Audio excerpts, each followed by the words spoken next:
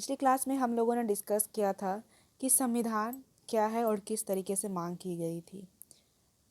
तो वीडियो शुरू करने से पहले मैं कहना चाहूँगी, अगर वीडियो अच्छी लगती है तो लाइक शेयर एंड सब्सक्राइब करें। ओके फ्रेंड्स, हम लोगों ने पिछले क्लास में यहाँ तक डिस्कस किया था कि सुरेश किस तरीके से अपने पावर का मिसयूज़ करता है। अब हम लोग आगे डिस्कस करेंगे यहाँ पे कि जो लोकतंत्र देश है उसमें सरकार कैसे बनती है। तो सबसे पहले यहाँ पे एक खेल के माध्यम से समझाया गया है कि खेल जो होती है वो शुरू होने से पहले घंटी बजता है। तो यहाँ पे जो बॉयज़ होते हैं वो कहते हैं कि मैं क्रिकेट खेलूँगा, लेकिन जो गर्ल्स है वो कहती है मैं बास्केटबॉल खेलूँगी। तो इस तरीके से जो शिक्षक होती है इस डिबेट्स में दोनों साइड्स की हाथ उठा करके अपनी राय बताने के लिए कहती है। तो ऑब्वियसली वहाँ पे बॉयज़ बहुत ज़्यादा है तो बॉयज़ लोग ही ज़्यादा हाथ उठाएगा, तो क्रिकेट ही खेलने के लिए कहेंगे। तो यहाँ पे देखेंगे कि जो गर्ल्स है उसकी संख्या बहुत कम होती है, ज़्यादा नहीं होती है। क्लास में जो बॉयज़ की संख्या बहुत ज़्यादा होती है तो वहाँ पे क्रिकेट्स खेला जाता है। फिर यहाँ पे देखेंगे कि किस तरीके से वहाँ पे लड़के चाहते हैं कि वो क्रिकेट खेले, तो जो गर्ल्स की संख्या है वो कम होने के कारण बास्केटबॉल नहीं खेला जाता है। और लास्ट में जो मैम होती है उसका यही डिसीज़न आता है कि बॉयज़ लोग हैं तो क्रिकेट ही खेलेंगे। तो यहाँ पे इस कहानी से ये कॉन्स्टिट्यूशन को जोड़ा जा रहा है कि हम लोग जो भी डिसीज़न लेते हैं वो वोटिंग के थ्रू लेते हैं। वोट कितना आती है उसके थ्रू ले करके लेते हैं। अब यहाँ पे ये समझेंगे कि मेजॉरिटी और माइनॉरिटी क्या है, बहुसंख्यक और अल्पसंख्यक। तो जहाँ पे अल्पसंख्यक है उनको दबाया ना जाए, उनको दबा के ना रखा जाए, इसीलिए दोनों को कॉन्स्टिट्यूशन में रखा गया है ताकि दोनों को हित के लिए हो। तो यहाँ पे दोनों लोगों के लिए ख्याल रखने के लिए जो कही गई है बात उसको मेंशन किया गया है। जैसे कि अल्पसंख्यक को किसी भी चीज़ से वंचित नहीं किया जाए, जो मेजॉरिटी है उसके ऊपर दबदबा ना बनाया जाए, इसीलिए यहाँ पे प्रतिबंध वगैरह लगाया गया है। इसको हम कह सकते हैं इनर कम्युनिटी। फिर भी एक ही समुदाय के अंदर जो दूसरे लोगों को दबा सकते हैं उसको इंट्रा कम्युनिटी कहा जाता है। तो यहाँ पे मेजॉरिटी भी सरकार और माइनॉरिटी है, दोनों है। तो जहाँ पे कम संख्या वाला लोग रहेगा वो ज़्यादा संख्या वाले लोग इसको दबाने की कोशिश करेंगे। तो इन फ्यूचर इसको दबाया ना जाए, इसीलिए कॉन्स्टिट्यूशन में दोनों के लिए रूल्स बनाई गई थी ताकि दोनों जो है बराबर रूप से डेवलप कर सके, प्रिजर्व कर सके।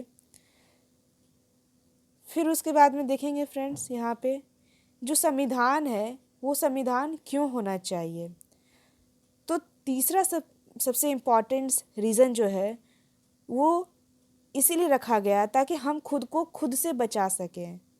यहाँ पे एक स्टोरी के द्वारा बताया गया है कि एक शबनम नाम की लड़की रहती है, उसकी कुछ टीवी शो है जो बहुत ज़्यादा फेवरेट है, वो देखना चाहती है, बट उसका एग्ज़ाम रहता है। वो सोचती है अगर वो 2 चैप्टर नहीं पढ़ेगी तो एग्ज़ाम में वो लिख नहीं पाएगी, पढ़ेगी नहीं तो एग्ज़ाम नहीं दे पाएगी। फिर वो सोचती है अगर वो पढ़ लेगी तो उसका टीवी शो छूट जाएगा, वो फिर देख नहीं पाएगी। तो फिर उसकी माँ पूछती है कि बेटा तुम परेशान क्यों हो, क्या बात है। तो शबनम कहती है कि अगर वो टीवी शो देखेगी तो उसका परीक्षा कल का नहीं हो पाएगा, अगर वो पढ़ लेती है तो उसका टीवी शो छूट जाएगा। तो वो जब खुद नहीं देख रही है तो वो घर वाले को भी मना करती है कि आप भी मत देखिए, क्योंकि अगर वो देखेगी तो उसका शो देख तो लेगी बट उनका एग्ज़ाम खराब जाएगा। तो इस तरीके से वो घर वाले को मना कर देती है और घर वाले जो है नहीं देखते हैं, फिर वो पढ़ लेती है। जब वो नेक्स्ट दिन एग्ज़ाम देने जाती है तो उसी 2 चैप्टर से उसको क्वेश्चन आते हैं। फिर वो मन ही मन सोचती है, कहती है खुद से अगर मैं टेलीविज़न देख लेती तो शायद मैं एग्ज़ाम नहीं दे पाती, इसीलिए अच्छा हुआ ना कि मैं 2 अध्याय को पढ़ ली और उसी से सारे सवाल आए हैं। तो इस कहानी से आप कॉन्स्टिट्यूशन को जोड़ सकते हैं कि अगर कोई गलत काम करने वाला होता है इंसान या कर रहा होता है तो कॉन्स्टिट्यूशन उस पर दबाव डालती है और उसको गलत काम को रोकने से रोक भी लेती है। तो हमारा डेमोक्रेटिक कंट्री जो है, यहाँ पे अधिकांश लोग जो होते हैं वो बहुत ज़्यादा गंभीरता महसूस करते हैं। क्यों? क्योंकि यहाँ पे बहुत सारी पार्टीज़ हैं और इतने सारे पार्टीज़ जो है उसमें बहुत सारे मिनिस्टर हैं, नेता लोग हैं। तो वो नेता आम लोगों को परेशान ना करे, उनके लिए भी कुछ रूल्स एंड रेगुलेशन मेंशन की गई है हमारे कॉन्स्टिट्यूशन में। नेता लोग अपने पावर का गलत इस्तेमाल ना करे, उसके लिए भी रूल्स और रेगुलेशन मेंशन की गई है। अब जैसे कि यहाँ पे चाइना हो गया, तो चाइना जो है वो एक तानाशाह देश है, वहाँ डेमोक्रेसी नहीं है।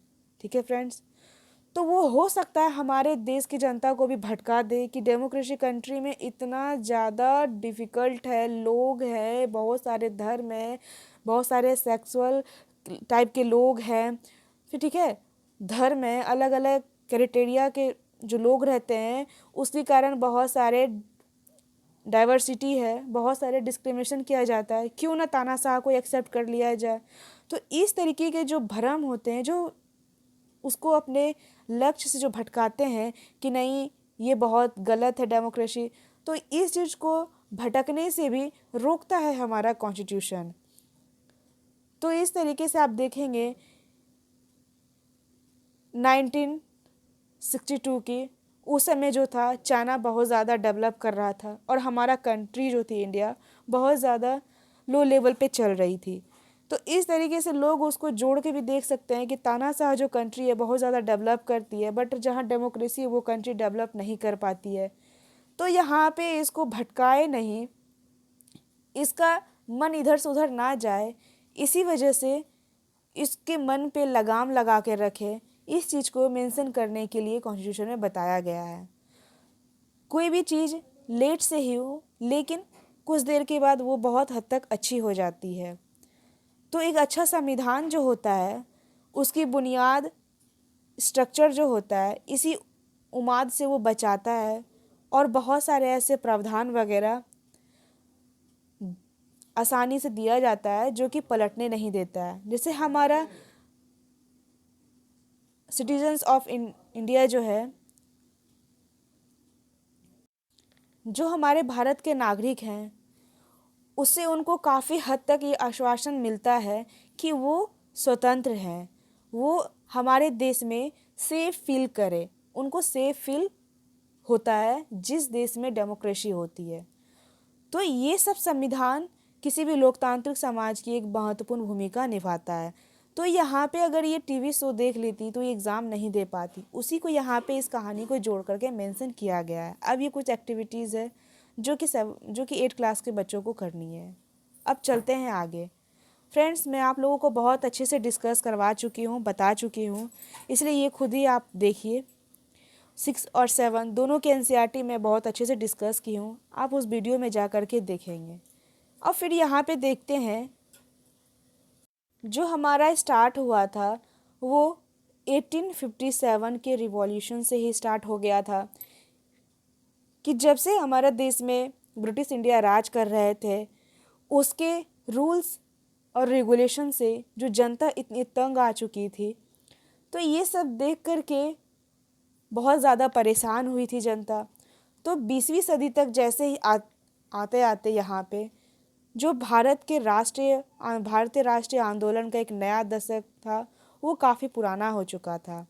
यहाँ पे जो स्वतंत्रता है उसके लिए काफ़ी हद तक संघर्ष किया गया था, काफ़ी विचार विमर्श किया गया था, सोचा गया था कुछ इमेजिनेशन कर करके कि जब हमारा भारत स्वतंत्र होगा तो वो किस तरीके का होगा। क्यों? क्योंकि यहाँ पे ब्रिटिश शासन के अंदर जो लोग थे वो ब्रिटिश लोग ही रूल्स बनाते थे और उनका रूल ही हम सभी इंडियन को मानना पड़ता था। वो खुद ही इस रूल को बनाते थे, उसमें भारतीय जनता की कोई सहमति नहीं होती थी, कोई सहभागी नहीं होती थी। तो वो लोग खुद से रूल बनाते थे और हम लोगों को मानने के लिए कहते थे और हम लोगों को मानना पड़ता था।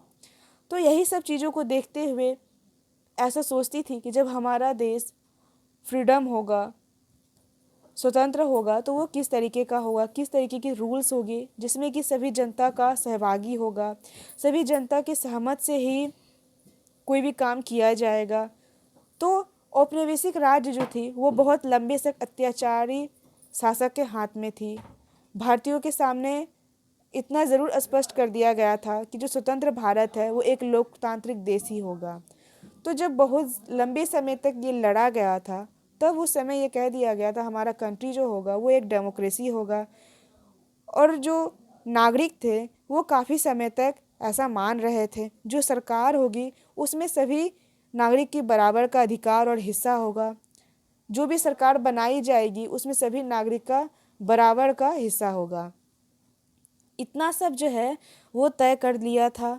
और भारत में जो लोकतांत्रिक सरकार है वो कैसे गठन किया जाएगा, उसकी कामकाज कैसी होगी, नियम क्या होगा, ये सब जो है कामकाज किसी इंसान के वश में नहीं होगा। तो यहाँ पे सभी चीज़ों को देखते हुए ही कॉन्स्टिट्यूशन को बनाया गया था।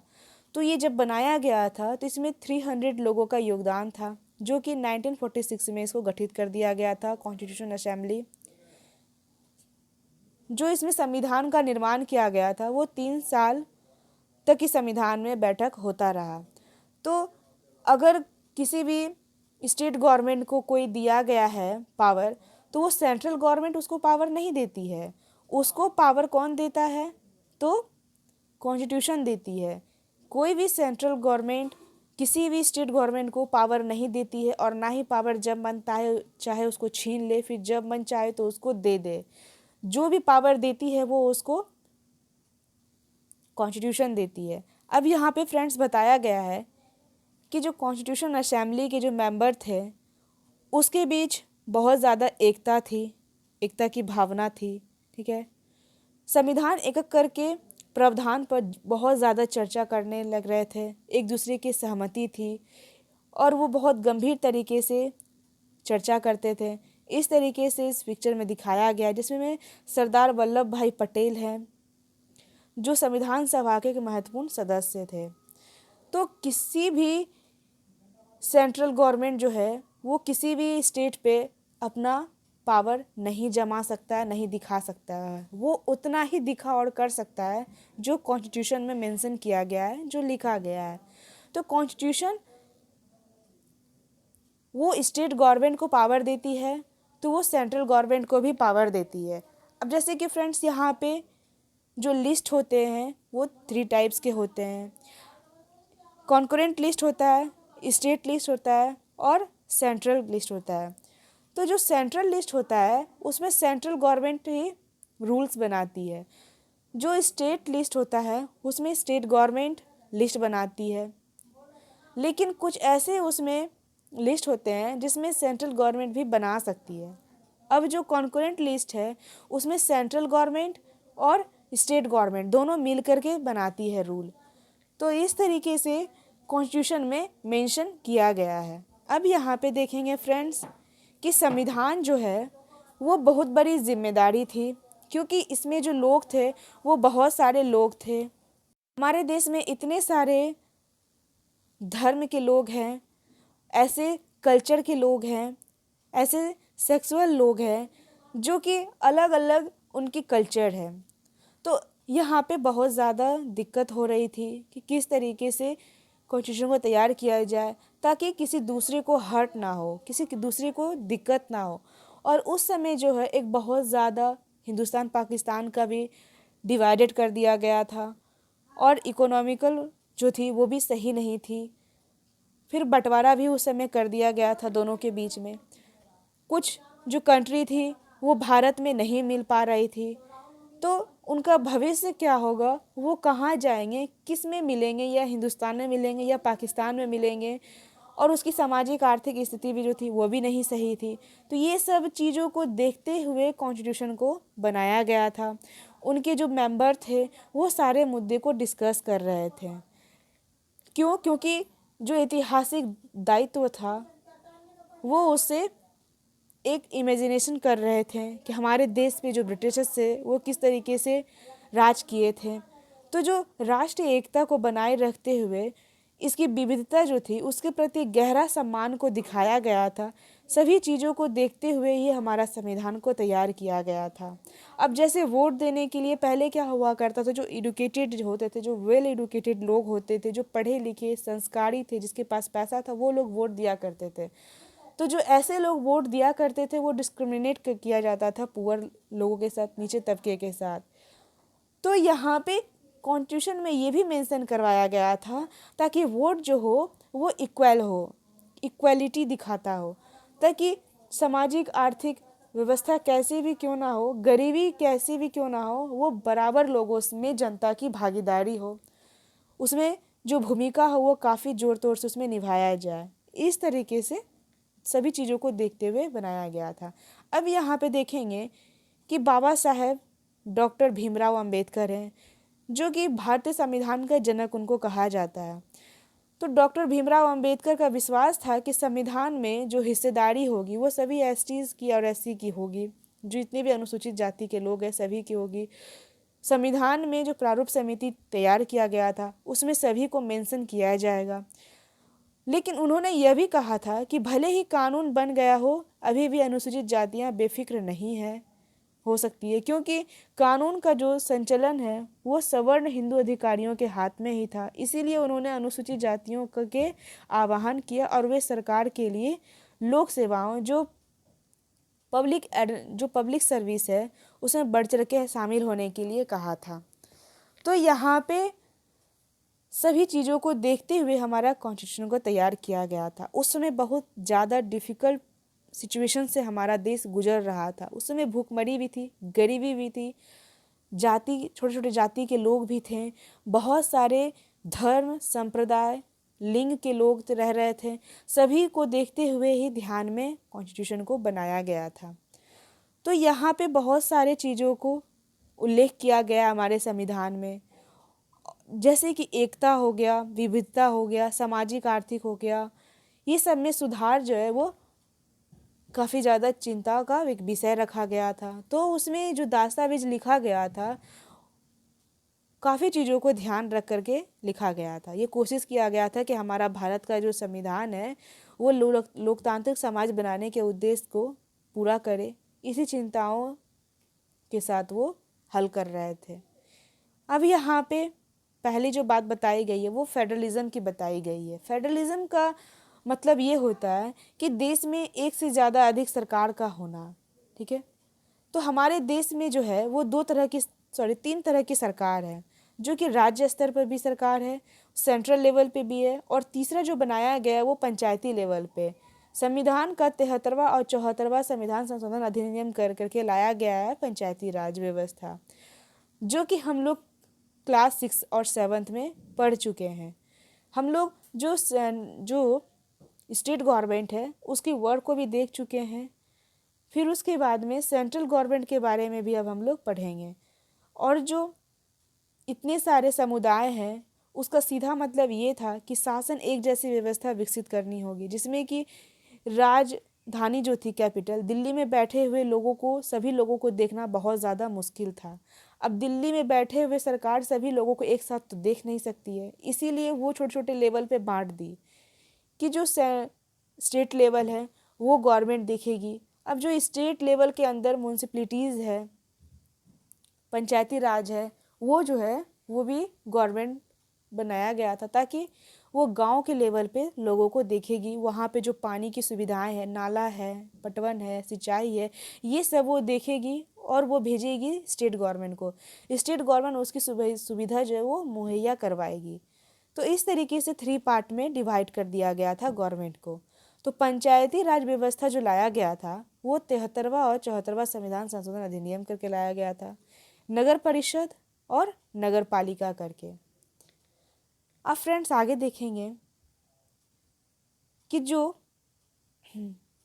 सरकार है वो सरकार की व्यवस्था ऐसे इलाकों के हिसाब से अलग फैसले भी लिए जा सकते हैं। भारत के सभी राज्य का जो मुद्दा है वो स्वायत्त अधिकार है। जो राष्ट्रीय महत्व का सवाल होता है वो राज्य और केंद्र सरकार के द्वारा बनाया जाता है, कानून भी उनका मानना पड़ता है। तो संविधान में कुछ ऐसी लिस्ट वगैरह बनाई गई है जिनमें ये बताया गया है कि कौन से लेवल के कौन से गवर्नमेंट को किन मुद्दों पर कानून बनाना चाहिए। ये सब संविधान में मेंशन किया गया है, बताया गया है।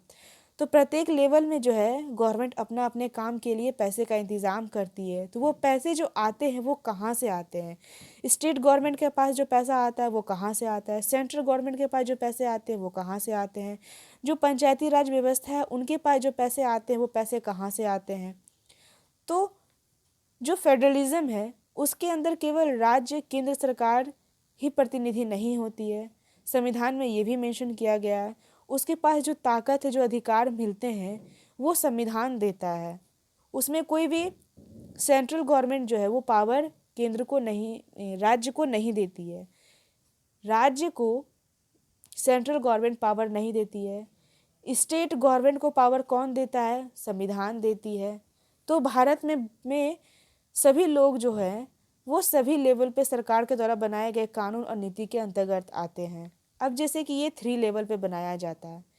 एक सेंट्रल लेवल पे होता है, एक स्टेट लेवल पे होता है और एक कॉन्करेंट लिस्ट होती है। में सेंट्रल लिस्ट है, स्टेट लिस्ट है और कॉन्करेंट लिस्ट है। सेंट्रल लिस्ट में सरकार जो है वो सेंट्रल गवर्नमेंट ही रूल्स बनाएगी, लागू करेगी। लेकिन जो स्टेट लेवल पे स्टेट लिस्ट है उसमें स्टेट गवर्नमेंट बनाएगी और कुछ ऐसे मुद्दे होते हैं जिसमें सेंट्रल गवर्नमेंट भी बना सकते हैं। लेकिन कॉन्करेंट लिस्ट जो होता है उसमें रूल्स जो है सेंट्रल और स्टेट दोनों सरकार बनाती है, जिस तरीके से हम लोग डिस्कस किए हैं। अब यहाँ पे देखेंगे कि जो हमारा संविधान है, संविधान सभा जो है वो एक यूनिवर्सल एडेट फॉर चाइल्ड्स है। तो यहाँ पे जो मताधिकार किया जाता है उसमें ये स्वीकृति दिए थे A.K. अय्यर जो है, उन्होंने कहा था कि एक आदमी और लोकतांत्रिक शासन की जो सफलता में गहरी आस्था का घोतक और इस विश्वास पर आधारित है कि वैश्विक मताधिकार के जरिए लोकतांत्रिक सरकार की स्थापना की जाएगी, लाएगी। तो आम आदमी के जो भी कुशल श्रम है, जीवन स्तर है, सुविधा है, उसको बेहतर बनाने के लिए उसको प्रोत्साहन भी देती है। अब जैसे कि फ्रेंड्स यहाँ पे वोटिंग हो रहा है तो वहाँ पे ऐसा कह दिया जाए कि वेल एडुकेटेड और जो टैक्स पे करते हैं, जो बहुत पैसे वाले, उन्हीं को वोट देना है। तो जो पुअर लोग हैं उसके साथ क्या किया जाएगा? डिस्क्रिमिनेट किया जाएगा। तो यहाँ पे वोट देने के लिए सभी लोगों को बराबर में हिस्सेदारी अगर लेंगे तो उनके जीवन में काफ़ी बदलाव आएगा। उनके जीवन की जो स्थिति है काफ़ी उनको उत्साहन भी मिलेगा और उनको अच्छे तरीके से फील भी होगा कि मेरे साथ डिस्क्रिमिनेशन नहीं किया गया है। उसके बाद यहाँ पे फ्रेंड्स ये पिक्चर है जो कि दिखाया गया है कि किस तरीके से वोट देने में लाइन से लोग खड़े हैं। जिस तरीके से कांताबाई जो थी, जो क्लास 7th में हम लोगों ने डिस्कस किया था कि वोट देने के लिए जब जाती है तो वहाँ पे एक वोट चाहे वो मुकेश, चाहे वो अंबानी का हो, चाहे वो किसी रिक्शे वाले का हो या फिर आपका हो या मेरा हो, एक वोट की कीमत जो होती है वो बराबर होती है। तो कांता जो थी जिस तरीके से वोट देने के लिए खड़ी थी उसमें सभी लोग थे वहाँ पे, चाहे वो एक बिजनेसमैन हो, चाहे वो टीचर हो, चाहे वो एक उचित तबके का लोग हो, सभी लोग बराबर से खड़े थे। लेकिन जब वो हॉस्पिटल गई थी तो उनके साथ डिस्क्रिमिनेट किया गया था। तो उसी स्तर पे यहाँ पे एक संसदीय शासन पद्धति को दिखाया गया है जो कि हम लोग क्लास 7 की किताब में पढ़ चुके हैं कांता की कहानी से। उसके बाद जो वोट डालते हैं वो वोट जो है एक एडल्ट सिटीज़न को डालने का अधिकार होता है। तो संविधान सभा के जो सदस्य होते हैं जब संविधान की रचना कर रहे थे तब उसमें सभी लोगों को मेंशन किया था कि जो हमारा भारत जो है, जब हमारा भारत स्वतंत्र होगा तब उसमें भारतीय जनता के जो वैश्विक मताधिकार है उनके योग्य से ही बना दिया जाएगा, ना कि जो लोकतांत्रिक सोच है तौर तरीके के जो प्रोत्साहन मिलेगा, बल्कि जो जाति है, धर्म है, मेल फीमेल है, उसको भी काफ़ी हद तक वो बेरियों को तोड़ा जा सकता है। तो ये एक तरीके से सीमा बांध दिया गया था कि जो लोग हैं यहाँ पे वो अलग अलग तरह के लोग वोट नहीं डाल सकते हैं। तो यहाँ पे एक तरीके से बेड़ियों की तरह से बांधा हुआ था, जकड़ा हुआ था। उस बेड़ियों को तोड़ने के लिए ही सभी लोगों को वोट डालने का अधिकार दिया गया था। ये एक यूनिवर्सल वोट का मतलब यहाँ पे ये है कि हम लोग जो हैं, जो लोकसभा में बैठे हुए व्यक्ति है, उनको चुनते हैं। अब यहाँ पे थोड़ा सा बेसिक से मैं बताना चाहूँगी। जैसे कि इंडिया में 3 लेवल के ब्रांच हैं, डिवाइड किया गया है फ्रेंड्स। 3 लेवल के जो ब्रांच है वो कौन कौन सा है वो यहाँ पे देखेंगे। तो पहला जो है यहाँ पे वो लेजिस्लेटर है, ठीक है। फिर दूसरा एग्जीक्यूटिव है, लेजिस्लेचर है, एग्जीक्यूटिव है, और तीसरा जो है वो जुडिशियल है। तो मैं यहाँ पे स्टेट गवर्नमेंट की बात नहीं कर रही हूँ, सेंट्रल गवर्नमेंट की बात कर रही हूँ कि जो लोकसभा है, लोकसभा में जो खड़े हैं उनको वोट कौन देगा? सेंट्रल गवर्नमेंट में ही देंगे, वो जाके उठते हैं। फिर राज्यसभा में जो लोग होते हैं, मिनिस्टर लोग होते हैं, उनको वोट देके कौन जिताएगा? तो स्टेट लेजिस्लेटर जो होंगे वो जिताएंगे, और जिनकी मेजोरिटी होगी वो जाके सरकार बनाएगी। और जो एग्जीक्यूटिव में आते हैं, जैसे वाइस प्रेसिडेंट हो गया, ये कानून को क्या करती है? लागू करती है। वाइस प्रेसिडेंट हो गया, प्रेसिडेंट हो गया, गवर्नर हो गए, तो इस तरीके के लोग आते हैं। जो जुडिशियल है उसमें सुप्रीम कोर्ट आ गया, हाई कोर्ट आ गया, डिस्ट्रिक्ट कोर्ट हो गया, सब ऑर्डिनेट कोर्ट हो गया, ये सब कोर्ट जो होते हैं जुडिशियल में आते हैं, और सब एक दूसरे से क्या है? स्वतंत्र हैं। मीन्स एग्जीक्यूटिव जो है वो जुडिशियल पे दबाव, प्रेशर नहीं डाल सकती है किसी भी काम को करने के लिए, और ना ही लेजिस्लेचर जो है इस पे दबाव डाल सकता है काम करने के लिए। तो इस तरीके से जो है अपना सब स्वतंत्र रूप से काम करती है। ये प्रतिनिधि जो होती है वो जनता के प्रति क्या होती है? जवाबदेह होती है। लोकतांत्रिक कार्य पद्धति में जो प्रतिनिधि होती है वो बहुत ज़्यादा महत्वपूर्ण होती है। इसके बारे में हम लोग नेक्स्ट चैप्टर में पढ़ने वाले हैं। अब यहाँ पे देखेंगे कि पावर का किस तरीके से डिवाइडेड किया गया है। तो यहाँ पे देखिए फ्रेंड्स, सभी लोग जो हैं कॉन्स्टिट्यूशन असेंबली में बैठे हुए हैं। यहाँ पे कार्यपालिका है जो कि इतनी ताकतवर ना हो जाए कि विधायिका के प्रति अपने दायित्व को अपेक्षा की जाए। मीन्स कार्यपालिका को ज़्यादा ताकतवर भी नहीं बनाया जाए जो कि जो विधायिका है उनके ऊपर प्रेशर डालें। तो यहाँ पे जो कार्यपालिका है वो कौन है और जो विधायिका है वो कौन है? फिर उसके बाद में ये भी बताया गया है कि ये सभी प्रावधान को देखते हुए संविधान में शामिल किया गया है ताकि जो कार्रवाई हो वो सीमित और नियंत्रित किया जा सके। तो यहाँ पे लेजिस्लेटिव जो है वो एग्जीक्यूटिव के ऊपर प्रेशर नहीं डाल सकता है और ना ही एग्जीक्यूटिव जुडिशियल के ऊपर प्रेशर डाल सकता है। तो सभी के जो पावर है उसको डिवाइडेड कर दिया गया, इसको 3 पार्ट में डिवाइड किया गया। जो विधायिका है जो कि लेजिस्लेचर कहलाती है, कार्यपालिका है जो एग्जीक्यूटिव कहलाती है, और न्यायपालिका है जो जुडिशियल कहते हैं। तो जो लेजिस्लेचर जो होते हैं उनको हम लोग खुद चुनते हैं, ठीक है। फिर जो कार्यपालिका जो होते हैं उनका काम है कानून को लागू करना, मेंशन करना, जो रूल्स होते हैं उनको चलाना, उसको देखने का काम होता है। और जो न्यायपालिका होती है, न्याय करना उनका काम होता है। ये सब हम लोग इसी चैप्टर में पढ़ेंगे, बट 3 चैप्टर में पढ़ने इसी बुक में पढ़ेंगे, बस 3 चैप्टर में पढ़ने वाले हैं। तो सरकार को किसी भी शाखा के द्वारा उसको दुरुपयोग करने से रोकेगा कौन? जुडिशियल रोकेगी। तो जुडिशियल के ऊपर जो है शक्ति दे दी गई है कि वो सभी को देखे, तो वो एक दूसरे से क्या है? अलग होती है। इस तरीके से शक्ति का जो बंटवारा कर दिया गया है वो एक दूसरे के अंग पर अंकुश लगाता है, और तीनों अंग के बीच जो है वो सत्ता का संतुलन बनाया गया है फ्रेंड्स। अब यहाँ पे जो बताया गया है स्टेट शब्द को जो डिफाइन किया गया है, इसका मतलब ये नहीं है कि वो स्टेट के बारे में बताया जा रहा है, किसी राज्य के बारे में। स्टेट का मतलब ये होता है कि जो सॉवरेन लोग जो होते हैं वो यहाँ पे प्रतिनिधि करते हैं, और जो गवर्नमेंट होती है उसका मतलब ये होता है कि वो कानून को बनाए और लागू करे। लेकिन जो चुनाव के जरिए सरकार बदल सकती है। अब जैसे कि फ्रेंड्स अभी यहाँ पे 5 साल के लिए बीजेपी आई है, अगर बीजेपी कोई अच्छा काम नहीं करता है तो वहाँ पे जो जनता है वो उसको दूसरे लोगों को वोट दे करके इस पार्टी को गिरा सकती है। तो सरकार से भी बड़ी कौन होती है?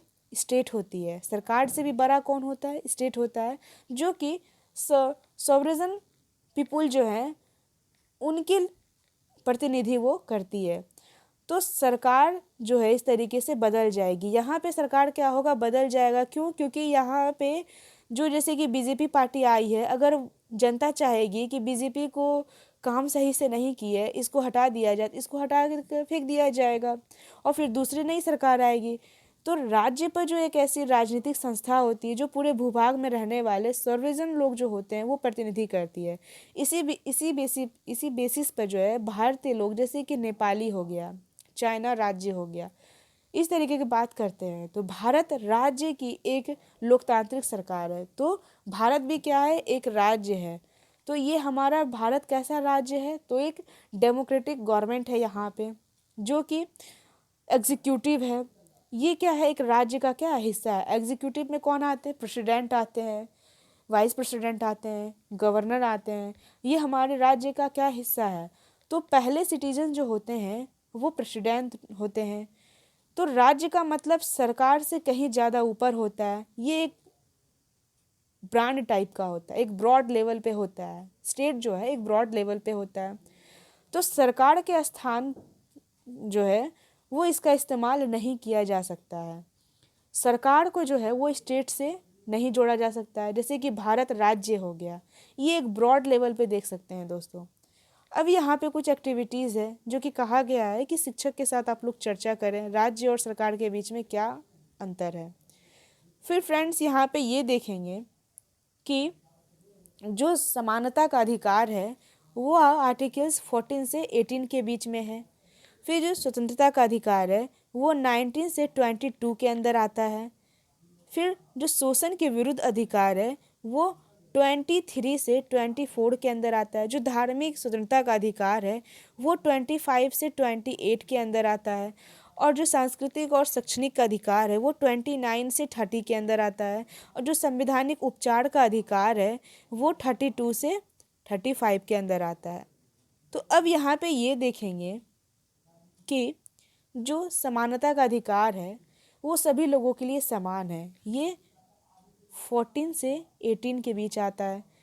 तो इसमें सभी लोगों को बराबर कानून दिया गया है, चाहे वो माइनॉरिटी हो चाहे वो मेजॉरिटी हो, सभी लोगों के लिए बराबर है। लेकिन जो विदेशी लोग होते हैं, जो फॉरेन कंट्री के लोग होते हैं, उनके लिए ये लागू नहीं होता है। ये सिर्फ हमारे भारत देश में रहने वाले जो लोग हैं उनके लिए लागू होता है। जो भारत देश में रहने वाले, चाहे वो मेजॉरिटी हो चाहे वो माइनॉरिटी हो, सभी के लिए लागू होगा। चाहे वो किसी भी धर्म का हो, किसी भी जाति का हो, चाहे किसी भी शख्स का हो, वो सभी लोगों के ऊपर जो है भेदभाव नहीं किया जा सकता है। जैसे कि हम लोग खेल के मैदान हो गया, होटल हो गया, दुकान हो गया, ये सब यूनिवर्सल प्लेस पे सभी लोगों को बराबर तक पहुंचने का अधिकार है। रोजगार के मामले में भी सभी लोगों को बराबर का अधिकार है, उनके साथ किसी भी तरह का डिस्क्रिमिनेशन नहीं किया जाएगा। इसके बाद भी कुछ ऐसे अपवाद है जो कि हम लोग आगे पढ़ेंगे। जैसे कि छुआछूत की जो प्रथा थी उसका उन्मूलन कर दिया गया, ये आर्टिकल्स 17 के तहत। आर्टिकल 17 के तहत जो है ऐसा कहा गया है कि आप किसी के साथ डिस्क्रिमिनेट नहीं कर सकते हैं। छुआछूत का अंत कर दिया गया है। फिर अब फ्रेंड्स यहाँ पे देखेंगे कि स्वतंत्रता का क्या अधिकार है।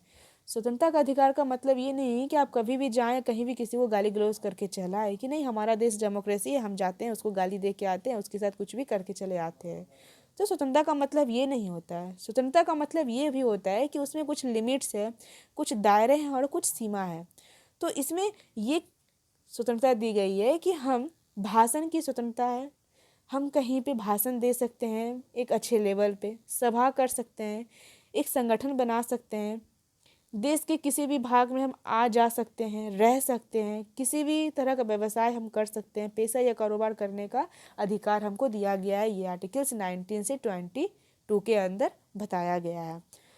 तो स्वतंत्रता भी एक लिमिट के अंदर है। ऐसा नहीं कि हम कहीं भी जाएं किसी को 2 थप्पड़ मार के चले आए, ये स्वतंत्रता नहीं होती, ये फ्रीडम नहीं होता है। फ्रीडम भी एक लिमिट में है। फिर तीसरा है शोषण के विरुद्ध अधिकार, जो 23 से 24 के अंदर आती है। तो संविधान में ऐसा कहा गया है कि मानव व्यापार जो है वो किसी के साथ ज़बरदस्ती नहीं करवाया जाएगा। अब जैसे कि 14 साल के जो कम उम्र के बच्चे हैं उन पे मजदूरी करवाना जो होता है वो एक तरीके से अपराध होता है। अगर एक एग्जाम्पल से यहाँ पे समझते हैं, आपके घर में कोई काम हो रहा है, अगर कोई लेबर ले आते हैं और उसका काम करने का जो समय है वो सुबह 8 से लेकर 6 बजे तक है, जैसे कोई घर बन रहा है, वो लेबर का काम है 8 बजे से 6 बजे तक काम करना, और हम उससे ज़बरदस्ती काम करवा रहे हैं सुबह 7 बजे से लेकर के रात 10 बजे तक, तो ये उसके साथ क्या कर रहे हैं, हम उसका शोषण कर रहे हैं। उस लेबर का जो है, उस मज़दूर का हम शोषण कर रहे हैं। तो ये शोषण जो आपके साथ हो रहा है, आप उसके विरुद्ध भी आवाज़ उठा सकते हैं। आपको आर्टिकल्स 23 से 24 दी गई है। फिर यहाँ पे जो है धार्मिक स्वतंत्रता का मतलब ये होता है कि आपको किसी भी धर्म को मानने के लिए बाध्य नहीं किया जाएगा, ज़बरदस्ती नहीं किया जाएगा, फोर्स नहीं किया जाएगा। आप किसी बौद्ध धर्म को मानिए, जैन धर्म को मानिए, हिंदू धर्म को मानिए, मुस्लिम धर्म को मानिए, आपकी जो भी इच्छा हो, आपकी अपनी इच्छा है, आप किसी भी धर्म को मान सकते हैं। ये आपको स्वतंत्रता दी गई है। तो प्रत्येक व्यक्ति के पास अपनी इच्छा का कर्म अपनाने का और उसका प्रचार प्रसार करने का अधिकार है। ये 25 से 28 के अंदर आती है, जो कि आप किसी भी धर्म को प्रचार प्रसार कर सकते हैं। ये भी कहा गया है कि किसी एक धर्म को आप सपोर्ट भी नहीं कर सकते हैं कि ये धर्म मेरा बहुत अच्छा है और दूसरे धर्म को ये व्यक्ति मान रहा है तो उसका अवहेलना कर रहे हैं, ये भी आप नहीं कर सकते हैं। तो आपको अपने धर्म की रक्षा करने की भी स्वतंत्रता दी गई है, आप उसका प्रचार प्रसार कर सकते हैं, ये भी आपको स्वतंत्रता दी गई है। अब यहाँ पे सांस्कृतिक और शैक्षणिक अधिकार है, तो वो 29 से 30 के अंदर आती है। इसमें ऐसा कहा गया है कि आप धार्मिक या भाषाई आधार पर या किसी भी अल्पसंख्यक समुदाय को अपनी संस्कृति और विकास के लिए अपने जो संस्था है, इंस्टीट्यूट जो है, उसको बनाने का भी अधिकार इसमें दिया गया है। तो जो माइनॉरिटीज़ होती है उनको अपने शिक्षा और अपने कल्चर को बनाए रखने का भी अधिकार है। फिर उसके बाद में संवैधानिक उपचार का अधिकार के बारे में बताया गया। तो किसी नागरिक को ऐसा लगता है कि राज्य द्वारा उसके किसी मौलिक अधिकार का अगर उल्लंघन हो रहा है, मीन्स राज्य के द्वारा, पर्सनली से बताया गया है कि राज्य के द्वारा किसी के अगर मौलिक अधिकार का, फंडामेंटल राइट्स का अगर उसको उल्लंघन हो रहा है, तो वो डायरेक्ट सुप्रीम कोर्ट में जा सकता है, अदालत में जा सकता है, वहाँ पे अपना न्याय का मांग कर सकता है। ये 32 से 35 के अंदर बताया गया है। तो इस तरीके से इसमें हम लोग देखे हैं। फिर चौथा जो इसमें फीचर्स है, चौथा फीचर्स जो है वो फंडामेंटल राइट्स का है। तो फंडामेंटल राइट्स फ्रेंड्स हम लोग पॉलिटी क्लास में डिस्कस कर चुके हैं। आप मेरी वीडियो जो है वो जाके देख सकते हैं, बाकी मैं लिंक जो है अपने वीडियो के डिस्क्रिप्शन में दे दूँगी।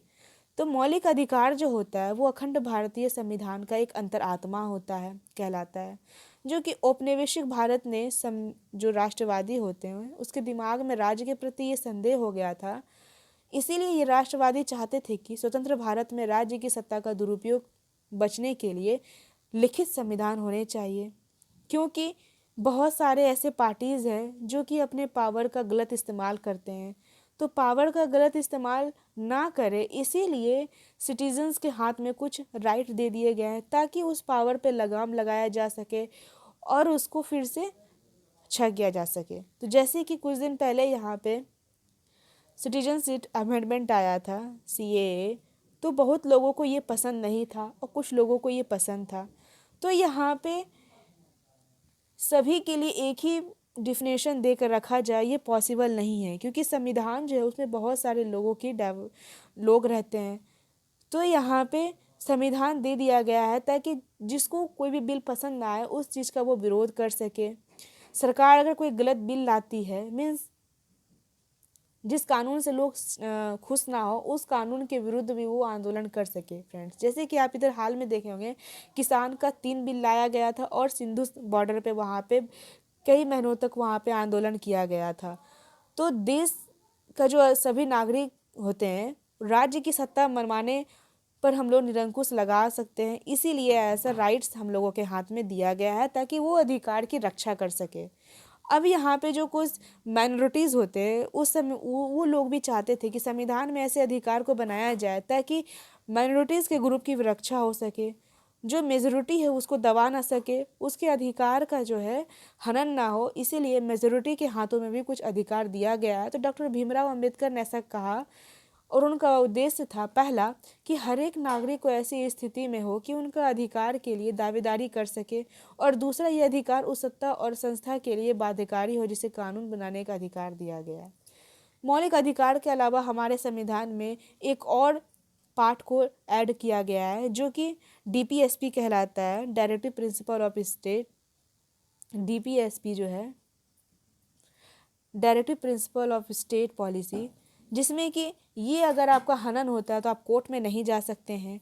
ये सिर्फ एक आईना होता है स्टेट गवर्नमेंट के लिए कि जो भी स्कीम वगैरह योजना वगैरह लाती है वो इससे देख करके काफ़ी हद तक उसमें सुधार कर सके, अच्छी अच्छी स्कीम ला सके सिटीजन्स के लिए। ये सिर्फ एक आईना होती है। तो स्वतंत्र भारतीय राज्य जनता को गरीबी दूर करने के लिए और कानून और नीति को बनाने के लिए ये एक मार्गदर्शन का काम करती है। फिर उसके बाद में यहाँ पे देखेंगे 5वां फीचर्स जो है वो धर्मनिरपेक्ष है। तो हमारा राज्य जो है एक धर्मनिरपेक्ष है। यहाँ पे विभिन्न जाति और संप्रदाय के लोग रहते हैं। धर्म को राजकीय धर्म के रूप में बढ़ावा नहीं दिया जा सकता। ऐसा नहीं है कि आप कोई विशेष धर्म के लोग हैं और आपको गवर्नमेंट जो है बढ़ावा देगी, ऐसा नहीं है। तो इसके बारे में हम लोग नेक्स्ट चैप्टर में पढ़ने वाले हैं। अब यहाँ पे हम लोग ये समझेंगे कि कभी कभी देश का इतिहास यह तय कर देता है कि देश का संविधान कैसा होगा। संविधान जो है उस आदर्श का एक महत्वपूर्ण भूमिका निभाता है जो कि हम अपने देश और प्रतिनिधि के लिए सरकार करना चाहते हैं, जो साकार करना चाहते हैं। जैसे कि हम लोग फुटबॉल के नियम बदलते ही क्या होता है, खेल बदल जाता है। उसी तरीके से देश का संविधान में भारी बदलाव आ जाता है और वहाँ देश की जो बुनियादी होती है वो भी बदल जाता है। जैसे कि हम लोग नेपाल पहले वाले वीडियो में देख चुके हैं किस तरीके से नेपाल वहाँ पे लोकतंत्र बनाने की ज़रूरत थी, जो कि एक नया संविधान लाने की भी ज़रूरत महसूस हुई थी। तो इस तरीके से यहाँ पे जवाहरलाल नेहरू हैं, महात्मा गांधी है, ये सभी मिल कर के संविधान को बनाने का किए थे। तो काफ़ी बार ये बहुत ज़्यादा जटिल दिखाई देता है और काफ़ी बहुत ज़्यादा जो होती है मुश्किल भी महसूस की जाती है। लेकिन हम लोग जो है यहाँ पे ये डिस्कस करेंगे कि संविधान के बहुत सारे पहलू होते हैं, बहुत ज़्यादा उनके ठोस रूप में उनका अर्थ जानेंगे। तो यहाँ पे जो देखेंगे जो हमारा कॉन्स्टिट्यूशन है वो 24 जनवरी 1950 को ही कॉन्स्टिट्यूशन असेंबली में बहुत सारे सदस्य मिलकर के बैठक किए थे और एक प्रति जो है उस पर सिग्नेचर किए थे। और ऊपर जो पिक्चर को दिखाया गया है उसमें जवाहरलाल नेहरू हैं जो हमारे पहले प्रधानमंत्री थे, और जो दूसरा पिक्चर यहाँ पे दिखाया गया है उसमें डॉक्टर राजेंद्र प्रसाद हैं, और उसके बाद में ये दिखाया गया है कि जयराम दास है, दौलत राम, इस तरीके से बहुत सारे मिनिस्टर्स हैं। तो 11 मौलिक कर्तव्य में से प्रत्येक के संबंधित जो है यहाँ पे पिक्चर्स वगैरह दिखा दिए गए हैं। अब फ्रेंड्स यहाँ पे कुछ चैप्टर्स वगैरह दे दिए गए हैं जो कि आपको खुद डिस्कस करना है फ्रेंड्स।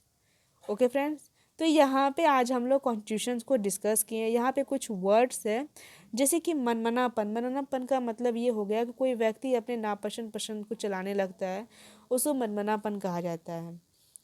जहाँ पे नियम तय नहीं किया गया, जहाँ पे फैसले का कोई आधार नहीं होता, उसको मनमाना कहा गया। आदर्श का मतलब ये होगा कि कोई लक्ष्य या सिद्धांत जो सबसे शुद्ध या सर्वश्रेष्ठ के रूप में हो उसे आदर्श कहते हैं। भारतीय राष्ट्रीय आंदोलन जो है वो एक 19वीं सदी में शुरू हुआ था और ये जा कर के 20वीं सदी में इसको पूरी तरीके से आज़ादी मिली थी। फिर राज्य व्यवस्था जो है उसका मतलब ये होता है कि समाज से है। राजनीतिक संरचना जो है एक व्यवस्थित है। भारत एक लोकतांत्रिक राज्य व्यवस्था है। संप्रभु का मतलब जो होता है वो स्वतंत्र जनता को संप्रभु कहा जाता है। संप्रभु जनता मतलब यहाँ पे आप जो है अपने बात मन की रख सकते हैं, आंदोलन कर सकते हैं। और फिर मानव व्यापार का मतलब ये हुआ कि जो फिर राष्ट्र व्यापार है वहाँ पे गैर कानूनी रूप से खरीद बिक्री को अवैध किया गया है। तो इस चैप्टर में हम लोग पूरी तरीके से डिस्कस कर चुके हैं कॉन्स्टिट्यूशन को। अब मिलते हैं नेक्स्ट वीडियो में। आप तब तक के लिए मेरे वीडियो को लाइक शेयर एंड सब्सक्राइब कर दीजिए। वीडियो अच्छी लगे तो लोगों को शेयर करें। मिलते हैं नेक्स्ट वीडियो में, तब तक के लिए bye bye and take care.